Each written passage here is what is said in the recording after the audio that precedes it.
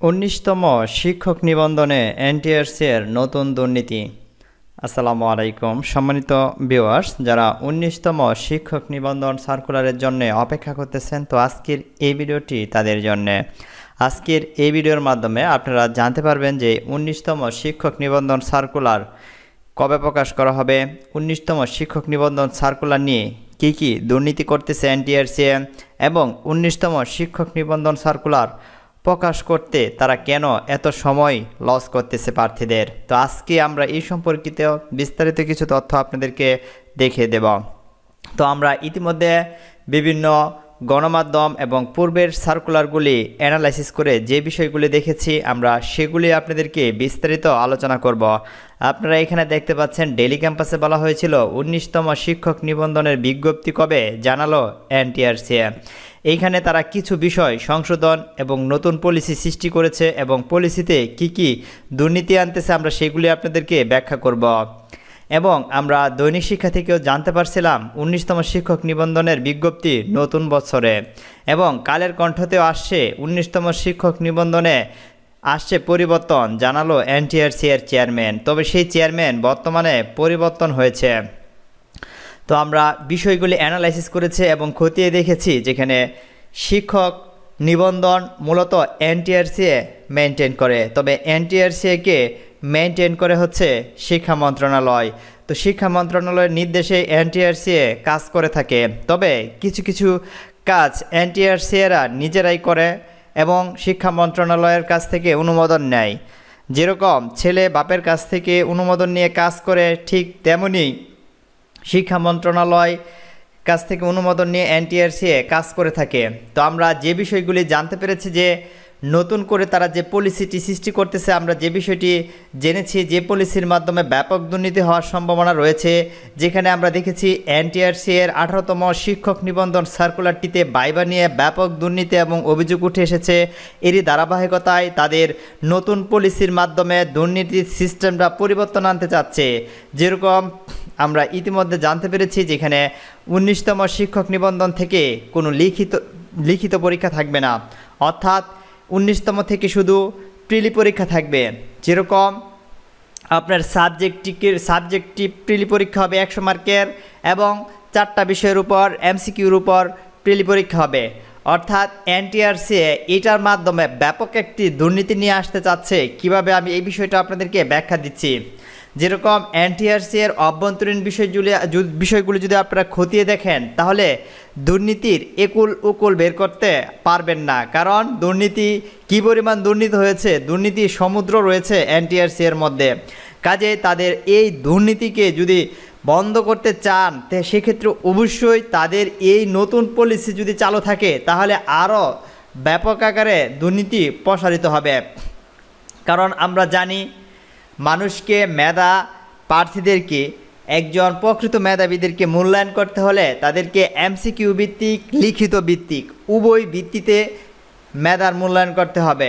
তারা শুধু এমসিকিউ নিয়ে মেধার মূল্যায়ন করতে পারবে না, কারণ এমসিকিউতে রয়েছে প্রশ্ন আউটের সম্ভাবনা।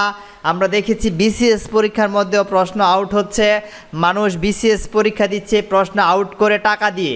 তো এরই ধারাবাহিকতায় একজন দুর্বল ছাত্র অপেক্ষাকৃত যখন একটা রিটেন প্রশ্ন পায়, রিটেন প্রশ্ন পাওয়ার পরেও কিন্তু সে পরীক্ষায় ভালো করতে পারে না, কিন্তু যদি তাকে এমসিকিউ প্রশ্নের উত্তরগুলি দেওয়া হয় সেক্ষেত্রে সে উত্তরগুলি দাগিয়ে দিবে এবং সে ভালো করে যাবে।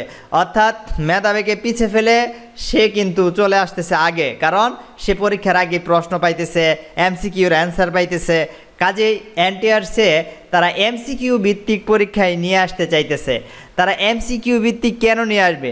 প্রথম প্রিলি পরীক্ষা নেক, তারপরে অবশ্যই রিটেন নিতে হবে। রিটেনের কোনো বিকল্প নাই। মেধা যাচাইয়ের জন্য অবশ্যই রিটেন পরীক্ষা নিতেই হবে। রিটেন ছাড়া কখনোই প্রকৃত মেধাবী যাচাই করতে পারবে না এনটিআরসি। এটা আমি চ্যালেঞ্জ করে দিতে পারি, লিখিত দিতে পারি। কিন্তু তারা যদি সাবজেক্টিভও এমসিকিউ নেয়, রিটেনও প্রিলিতেও, যেটা 4টা বিষয়ের উপর হয়, বাংলা, ইংরেজি, সাধারণ জ্ঞান এবং গণিত, এই 4টা বিষয়ে যদি তারা এমসিকিউ নেয় এবং সাবজেক্টিভও যদি এমসিকিউ নেয় তাহলে এটি কি হইল, তারা এটা দ্বারা কী বুঝাইতে চাচ্ছে? অবশ্যই যে যে বিষয়ের উপর শিক্ষক হতে যাবে সে বিষয়ের উপর যদি লিখিত প্রশ্নের উত্তর সঠিকভাবে দিতে না পারে সেক্ষেত্রে এমসিকিউ দিয়ে তার প্রকৃত মেধা মূল্যায়ন হয় না এবং প্রকৃত মেধাবীদেরকে যাচাই করা হয় না।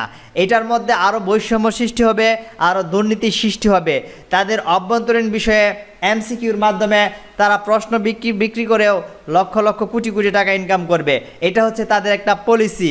তারা নতুন পলিসি সৃষ্টি করতেছে, কারণ দেখেছে বাংলাদেশের সবচাইতে বেকারের সবচেয়ে বড় খাত হচ্ছে এনটিআরসিএ।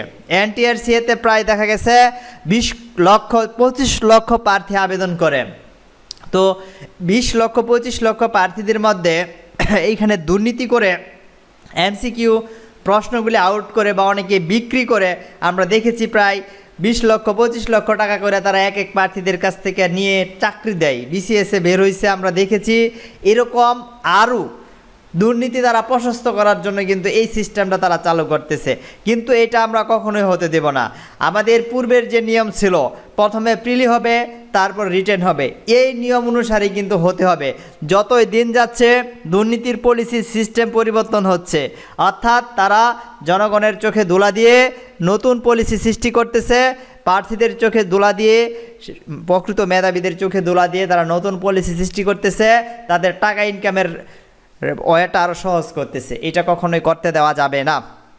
সেক্ষেত্রে 19তম নিবন্ধন সার্কুলারটি যাতে প্রিলি হয়, লিখিত হয়, তারপরে যাতে ভাইবা হয়। ইভেন ভাইবাতে তারা প্রচুর দুর্নীতি করে, ভাইবার দুর্নীতি সিস্টেমটা আরও আপডেট করতে কিন্তু তারা নতুন পলিসি করতেছে।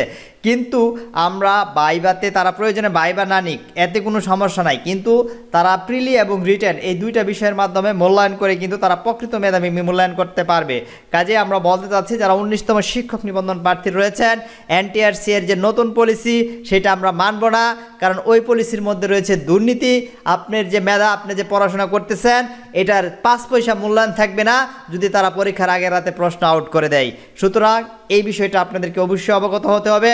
প্রশ্ন আউট করে দুর্নীতির মাধ্যমে নতুন করে তারা একটা পলিসি তৈরি করবে আর চাইবে তারা মন মতো, তারা মন গড়া তাদের সিস্টেম তৈরি করে শিক্ষক নিয়োগ দিবে এবং শিক্ষা ব্যবস্থাটাকে ধ্বংস করে দিবে এবং দেশের শিক্ষা ব্যবস্থা নষ্ট করবে। আমরা এটা মানি না, মানব না।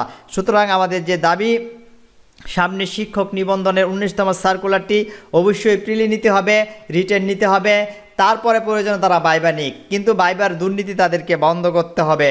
যারা ভালো মেধাবী, যাদের রিটেনে মার্ক ভালো, যারা 100 থেকে 90 80 মার্ক প্রায়, তাদেরকে তারা বাছাই করে বাদ দেওয়া দেয়, যে কারণে অনেকেই ভালো পরীক্ষা দিয়েও কিন্তু তারা হেজিটেশনে ভুগে, টেনশনে ভুগে আমরা দেখেছি। কাজেই আমরা বলতে চাচ্ছি যারা 19তম শিক্ষক নিবন্ধন সার্কুলার রয়েছে, নিবন্ধন প্রত্যাশী রয়েছেন প্রার্থীগণ, তারা অবশ্যই এই বিষয়টি মাথায় রেখে আপনারা অবশ্যই আমরা প্রয়োজনে মাঠে নামবো, কিন্তু এনটিআরসি যাতে দুর্নীতি করতে না পারে এই বিষয়টা আমাদের মাথায় রাখতে হবে। তো পরবর্তী আপডেট জানতে অবশ্যই আমাদেরকে ফলো করে রাখবেন। আসসালামু আলাইকুম।